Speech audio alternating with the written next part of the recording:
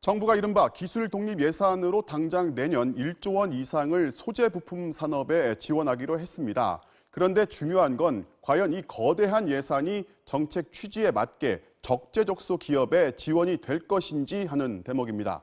그동안 정부 지원을 그저 그림의 떡으로만 쳐다보면서 혼자서 일본 기술을 이겨낸 어느 기업의 쓴소리를 들어보시죠. 보도에 이지선 기자입니다. 미래 자동차 기술의 핵심은 경량화. 더 작고 가벼운 부품으로 더 좋은 성능을 내는 게 관건입니다.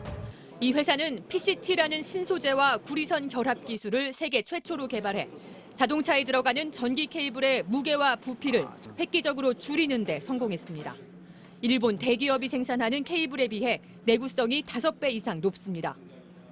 구부릴 수도 있고요. 필름처럼 말아서 생산할 수도 있습니다. 그래서 최대 90% 정도, 최소 50% 이하의 경량화는 달성할 수 있는 것으로. 일본 제품만 찾던 자동차 회사들이 주목하기 시작했고 지난해 현대 기아차를 시작으로 미국 포드사에도 공급 계약을 맺었습니다. 최근에는 소문을 들은 일본 자동차 회사가 샘플을 요청하기도 했습니다.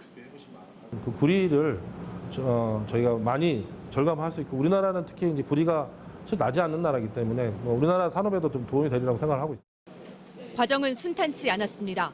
지난 2년간 연구개발 비용만 40억 원이 들었지만 정부가 주는 정책과제 지원금은 받지 못했습니다. 양산을 위한 실증 테스트마저 국책기관에서 도와주지 않아 원천 기술이 R&D 단계에서 묻힐 뻔했습니다. 저희가 몇 번 IR도 하고 이제 제출을 받으러 갔을 때마다 기존의 소재 부품 사업은 투자가 안 된다라고 얘기가 좀 마음 씁쓸하게. 정부 지원금이 대기업 등 안전한 곳 위주로 흘러가다 보니 중소기업에게는 그야말로 그림의 떡인 경우가 많다는 겁니다. 기술이 아니라 발표를 누가 잘했느냐 또는 얼마나 명성이 있느냐 네트워크가 있느냐일 수도 있고.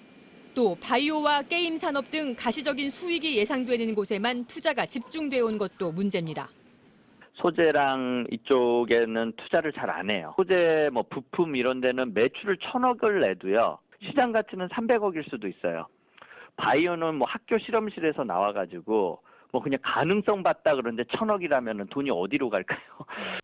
많은 예산을 투입하는 것 못지않게 꼭 필요한 곳에 쓰이도록 세심하게 챙기는 게 소재 산업의 기초 체력을 키우는 첫걸음이라고 전문가들은 말합니다.